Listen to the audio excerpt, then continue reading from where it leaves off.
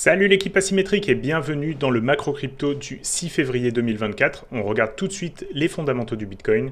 Donc comme d'habitude, le MV/V ratio, on voit que là pour l'instant il n'y a rien de spécial. Tout simplement le Bitcoin est en range, donc le MV/V ratio il reste plus ou moins stable. On n'a pas vraiment d'énormes gains de la part des holders de long terme ou d'énormes pertes.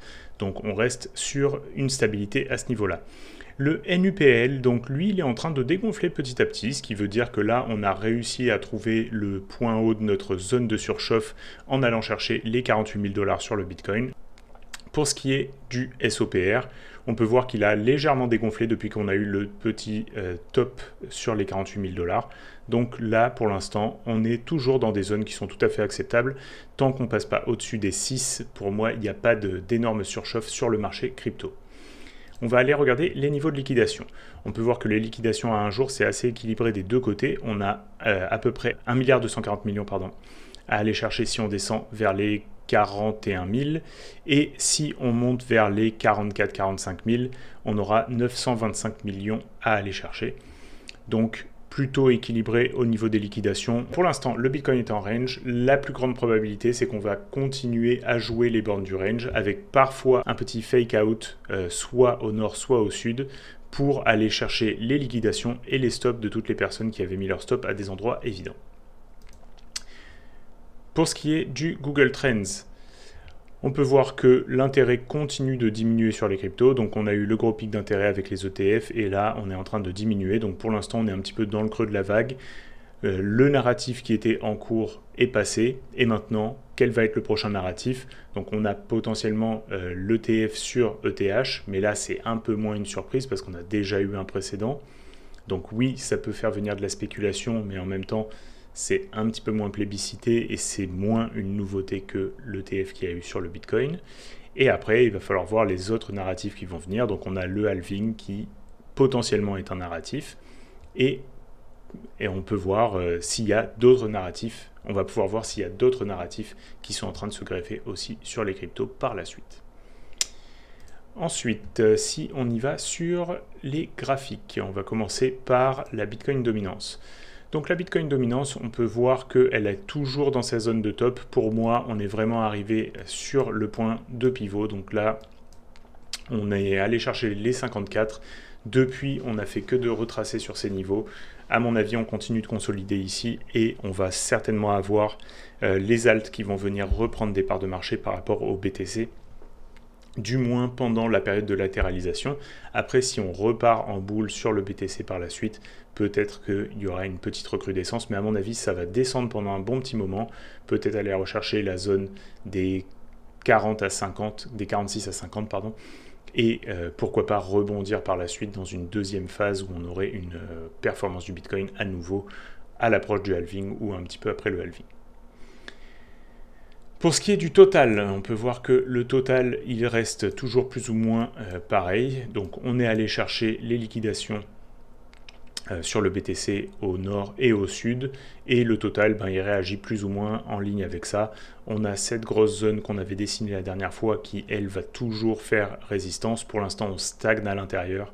Donc rien de plus à constater que la semaine dernière ici. Le total 2, c'est toujours pareil, c'est un petit peu plus écrasé et on voit qu'on a un petit peu de performance à aller chercher. Donc moi, je pense que si les alts veulent se réveiller, on a de quoi aller chercher dans cette zone-là. Et le total 3, on peut voir que c'est plus ou moins la même chose, c'est plus écrasé que le total 1 et on a quand même une très belle performance à aller chercher sur les alts hors ETH. Donc potentiellement, s'il y a des jolis trades qui se présentent sur les alts, ça peut être intéressant de se placer là-dessus. Maintenant, on va regarder le graphique du Bitcoin. Donc le graphique du Bitcoin en weekly, il n'y a pas de gros changements, on est toujours dans cette zone de combat, on est toujours dans ce range.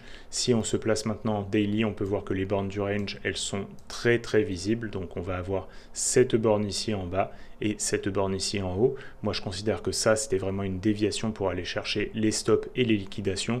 Maintenant, on peut revenir au-dessus de la borne de ce range.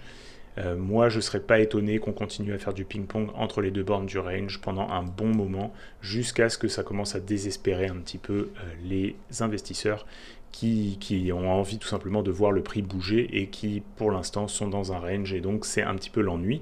Mais en tant que trader, on peut se placer sur les bornes du range avec un risque relativement bien maîtrisé et avoir un bon potentiel d'aller prendre des trades dans les deux directions pendant que ce range reste effectif.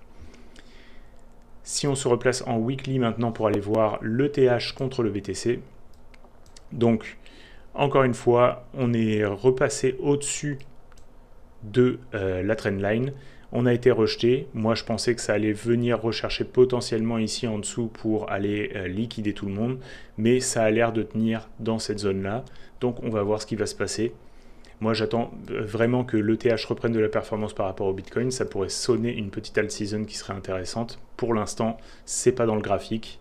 On a vraiment une consolidation sur ce niveau et ça commence à être vraiment une grosse zone de baston où il n'y a rien qui se déclenche. Donc ça peut ennuyer un petit peu les investisseurs sur l'ETH et ça peut commencer à faire désespérer. Moi-même, je suis investisseur sur l'ETH et je suis un petit peu désespéré à cet endroit-là de ne pas voir l'asset performer.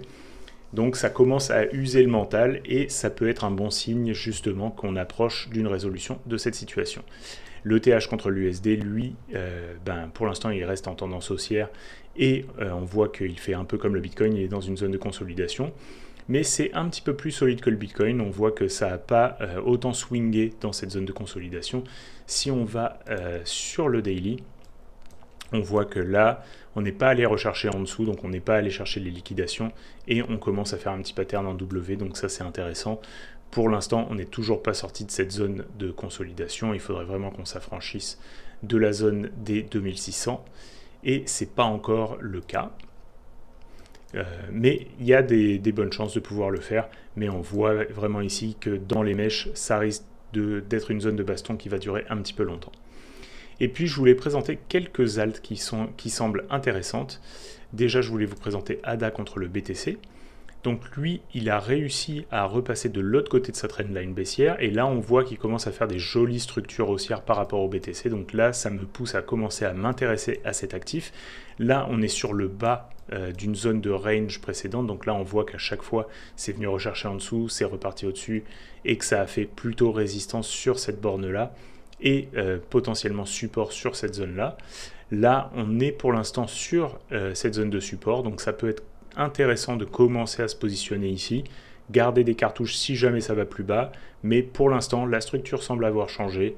On a une première prise de profit possible ici et plus haut ici si jamais ça se présente.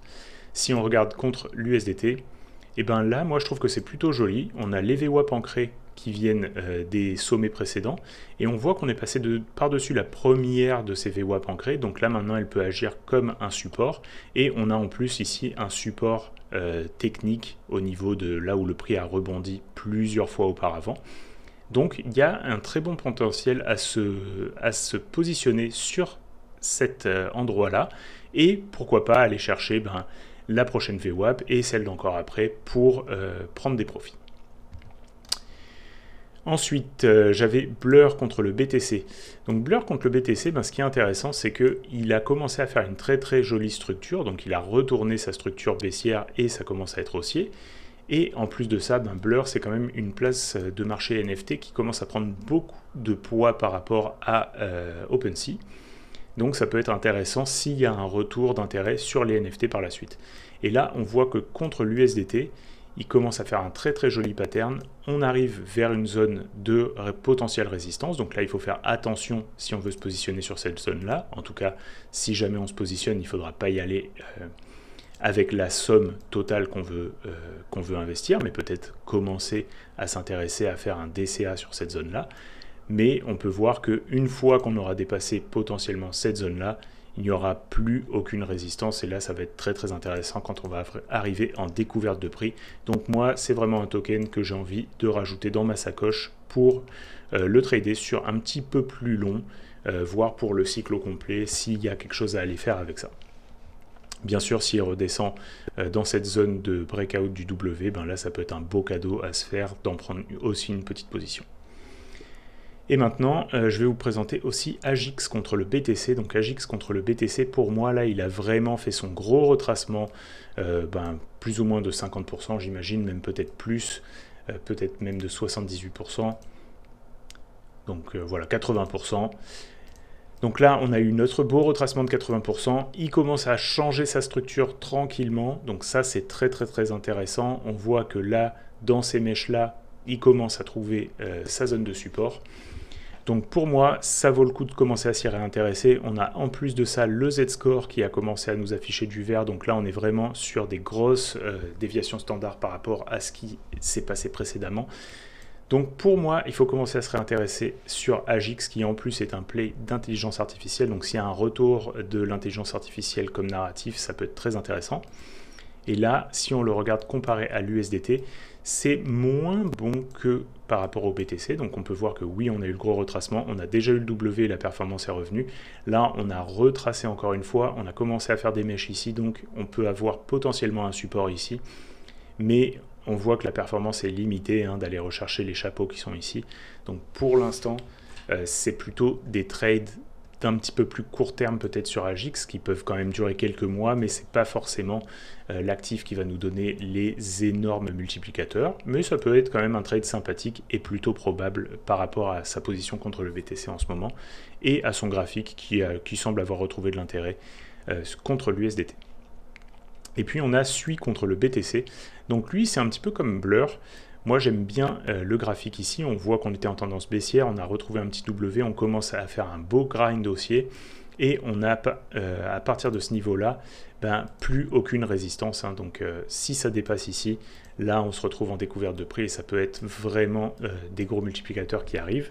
Si on le regarde contre l'USDT, il a déjà commencé à arriver dans la zone qui est au-dessus de là où il a été offert initialement. Si on dépasse le haut de la mèche ici, là on pourra considérer qu'on va vraiment commencer à arriver dans une découverte de prix, et ça peut être très intéressant de se positionner dessus avant que ça arrive. Moi je le préconise sur un retracement, bien sûr, si on arrive à rentrer sur un retracement, mais en même temps c'est le genre de graphique ça qui risque de nous faire courir après, donc ça peut valoir le coup de prendre une petite position et d'en reprendre un petit peu plus si ça retrace. Donc de faire un layer en 2 ou 3 fois, mais au moins si ça continue de pomper, on est déjà dedans et on peut profiter, même si c'est pas avec la totalité du capital qu'on aurait aimé investir, mais au moins on a une petite position déjà. Et voilà, je pense que ça clôture la session pour aujourd'hui. J'espère que vous avez aimé ce que je vous ai présenté. N'hésitez pas à me laisser en commentaire les coins sur lesquels vous êtes en train d'investir et si j'ai loupé quelque chose. Et puis on se retrouve la semaine prochaine pour un prochain point macro crypto. Allez, à bientôt!